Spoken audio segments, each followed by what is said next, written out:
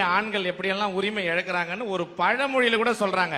மனைவி அமைவதெல்லாம் இறைவன் கொடுத்து வரும். அப்போ புருஷன் அமைச்சதெல்லாம் புரோக்கர் கொடுத்து வரமா? மாதராய் பிறப்பதற்கே நல்ல மாதவம் செய்திடல் வேண்டும் அம்மா. பெண்களா பிறக்கிறதுக்கு தவம் செய்யணுமா? அப்ப ஆடவரா பிறக்கிறதுக்கு நாங்கன்னா அயோக்கியத்தனமா செஞ்சுட்டு வரோம். ஒரு காலத்துல தாலாட்டு பாடி குழந்தை தூங்க வச்சிருப்பாங்க, எல்லாரும் பார்த்திருப்பீங்க.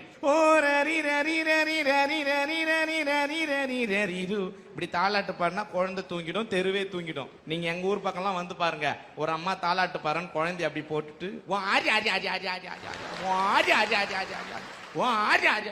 குழந்தை துணி எடுத்துட்டு சனின்னு ஏன் கத்துறேன்னா, என் மனைவி தாலாட்ட பாடினா பாருங்க, என் குழந்தைய 1.5 வயசு குழந்தைய தோல்ல போட்டுக்கிட்டு 10 நாய் வீட்டு வாசல்ல வந்து நிக்குது. நான் 11வது ஆளா உள்ள போறேன்.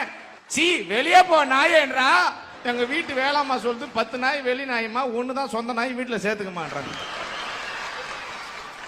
இவ்வளவு பிரச்சனை சந்திக்கிறோம். ஆண்களுக்கு எங்க சார் உரிமை இருக்குது? 30,000 40,000 கொடுத்து நாங்கெல்லாம் டிவி வாங்கி கொடுக்குறோம். அந்த டிவி பாக்குறதுக்கு எங்களுக்கு முதல்ல உரிமை இருக்குதா? எப்ப நியூஸ் போடுறானோ அப்பதான் டிவி நம்ம கிட்ட கொடுப்பாங்க. அதுக்கு முன்னாடி இந்த சீரியல் அந்த சீரியல் 11:30 மணிக்கு நம்ம கிட்ட டிவி வரும். 11:30 மணிக்கு டிவியை வாங்கினா, வாலிப வயோதிக நண்பர்களே, நீங்கள் இந்த லேகியத்தை வாங்கி சாப்பிட்டா, நான் 11:30 மணிக்கு லேகியம் சாப்பிட்டா என்ன, சாப்பிடலன்னா உனக்கு என்னடா? சாப்பாட்டுக்கு முன் சாப்பாட்டுக்கு பின் தான் டாக்டர் எல்லாம் மாத்திரை தருவாங்க ஒரு காலத்துல எல்லாம். இப்ப எங்க ஊர்ல அப்படி கிடையாது. சீரியலுக்கு முன் சீரியலுக்கு பின். இப்ப சீரியலுக்கு பின்ன்றது எப்படி மாத்திராங்க தெரியுமா? சிபி. அதாவது நீங்க பிபி டேப்லெட் எடுக்கணும்னா கூட சிபிக்கு பின்னாலதான் எடுக்க முடியும். ஆம்பளைக்கு நம்ம கூட காமு காபி அப்படின்னு வச்சுக்கலாம். என்னன்னா கல்யாணத்துக்கு முன் கல்யாணத்துக்கு பின். ஆமாங்க, கல்யாணத்துக்கு முன்னாலதான் நான் சாமியே கும்பிட்டது இல்லைங்க. கல்யாணத்துக்கு அப்புறம் நான் கும்பிடாத சாமியே இல்லைங்க. இவ்வளவு கஷ்டமா இருக்குல்ல, இவ்வளவு பொம்பளை புடுங்குறால, பொம்பளையால இம்சியா இருக்குல்ல, பொம்பளை சரியில்லைன்னு பேசுறீங்கல்ல, பேசாம ஒரு கோவணத்தை கட்டிட்டு குற்றாலத்துல குத்த வைக்க வேண்டியதானே? 4 பெண்கள் சண்டை போட்டா சண்டை போட்டுட்டு வீட்டுக்குள்ள போயிருவோம். 4 ஆம்பளை சண்டை போட்டா வேலூர் ஜெயில அருவாளோட இருப்பியே. உண்மையிலே சொல்றேன், 40 ஆண்கள் ஒன்னா சேர்ந்து ஒரு ஊர்ல ஒரு தெருவுல குழாவை கொண்டு வருவான். 2 பொம்பளை தான் தண்ணி குடிக்க போய் 40 ஆம்பளை மறுநாள் போலீஸ் ஸ்டேஷன்ல இருப்பான். இந்த ஆண்களுக்கு ஆண் ஒரு பேர் உண்டு, ஏன் தெரியுமா சார்? ஒரு குத்துக்கல்லுக்கு சேலையை கட்டிடுங்க, நம்மால ஆண் பாத்துக்கிட்டே இருப்பான். ஆண்களுக்கு ஆடவர்னு ஒரு பேர் உண்டு, ஏன் தெரியுமாக்கா? நம்மால போட்டுக்கிட்டு ஆடுவான், போடாமலும் ஆடுவான். இவ்வளவு பேசுறீங்கல்ல, இந்த தினேஷ் என்ற அருமையான ஆண்மகன் வயிற்றுக்குள் இருக்கும் போது ஒரு அரை பப்பாளி பழத்தை சாப்பிட்டு இருந்தால் சீன் முடிஞ்சிருக்கும். நல்லா வளர்த்து வாலிபமாக்கி சட்டை துவச்சு போட்டு அப்ப எங்க அம்மா சாப்பிடுறாங்க. இப்ப கொஞ்சம் கொஞ்சமா என் பொண்டாட்டி என்ன சாப்பிட்டுங்கறா.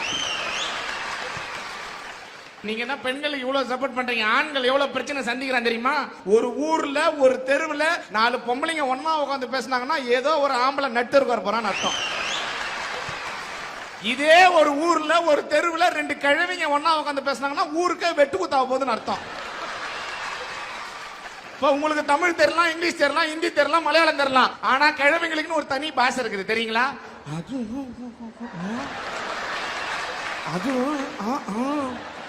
இப்படி என்ன அர்த்தம்னா, 3ஆவது தெருல இருக்கிற பையன் 4ஆவது தெருல பொண்ணை கூட்டின்னு ஓட்டான்னு அர்த்தம். இவ்வளோதையும் பேசிட்டு அந்த கிழவி சொல்லும், நமக்கு எதுக்கு ஊர் வம்பு. ஆம்பளை பசங்க எல்லாம் ஏன் தெரியுமா லூசா போறான்? பொம்பளை பசங்க எல்லாம் டைட்டா ட்ரெஸ் போட தான் ஆம்பளை பசங்க எல்லாம் லூசா போறான். இப்ப இந்த பொண்ணு கிட்ட போயிட்டு உங்க அப்பா டக்கரா இருக்கிறாருமா அப்படின்னு சொன்னா பிரச்சனையே இல்ல. அவங்க அப்பா கிட்ட போய் உங்க பொண்ணு டக்கரா இருக்குது சார்னா எவ்வளவு பிரச்சனை ஆகும். தமிழ்ல பெருந்தன்மைன்னு ஒரு வார்த்தை. அந்த பெருந்தன்மைன்ற வார்த்தைக்கு யார் தெரியுமா உதாரணம்? ஒட்டுமொத்த ஆண்கள் தான். ஏன் தெரியுமா? இப்ப நீங்க பஸ்ல நீங்க ஏறி போறீங்கன்னு வச்சுக்கலேன், ஒரு பொம்பளை புள்ள பக்கத்துல நிக்கும். நம்மால் தெரியாம தான் மிதிச்சிருப்பான். தெரியாம மிதிச்சா போதும், நான்சென்ஸ் ஸ்டூபிட், நீ எல்லாம் அக்கா தங்கச்சியோட பிறக்கல, இதுக்குன்னே வர்றாங்க அப்படின்வாங்க. இதே ஒரு பொம்பளை புள்ள வேணும்னே நம்மால இடிக்கிட்டுமே, நம்மால கீச்சு மூச்சுன்னு சத்தம் விடுவான். கண்டக்டர் பஸ் எங்க போகுது? திருவண்ணாமலைக்கு போகுது. ஒடியா திருவண்ணாமலைக்கு பஸ் வேணுவான் நம்மால. சின்ன வயசுல நாமெல்லாம் படிக்கிறப்போ அப்பாவுக்கு தெரியாம அம்மா காசு கொடுப்பாங்க. ஆனால் கல்யாணத்துக்கு அப்புறம் அம்மாவுக்கு காசு கொடுக்கணும்னா கூட பொண்டாட்டிக்கு தெரியாம தான் சார் கொடுக்க முடியும் என்ற ஆண்களுடைய உரிமை எந்த அளவுக்கு பறிக்கப்படுகிறது நீங்கள் பாத்தீங்களா? கூட்டு குடும்பம்ங்கிற ஒரு வாழ்க்கையெல்லாம் நாம வாழ்ந்து வந்தோம். இன்னைக்கு அதெல்லாம் தனி குடும்பமா மாறி போச்சு. ஏன் தெரியுமா? 2 மாதங்கள் கருவிலே சுமந்த என் தாய் எனக்கு வேணும், ஒரு ஆண்மகன். நான் சொல்றேன், நான் கேட்கும் போது படிப்பதற்கு பணத்தை அள்ளி அள்ளி கொடுத்த என் தந்தை எனக்கு வேணும், ஒரு ஆண்மகன். நான் சொல்றேன், நான் ஓடி ஆடி விளையாடிய என் அண்ணன் தம்பி அக்கா தங்கை என் உறவுகள் எல்லாம் எனக்கு வேணும்னு ஆண்மகன். நான் சொல்றேன், என்ன கல்யாணம் பண்ண வந்த பிறகு என் பொண்டாட்டி சொல்ற, அவங்க எல்லாம் வேணாம், எனக்கு நீ மட்டும் தான் ஓணும்.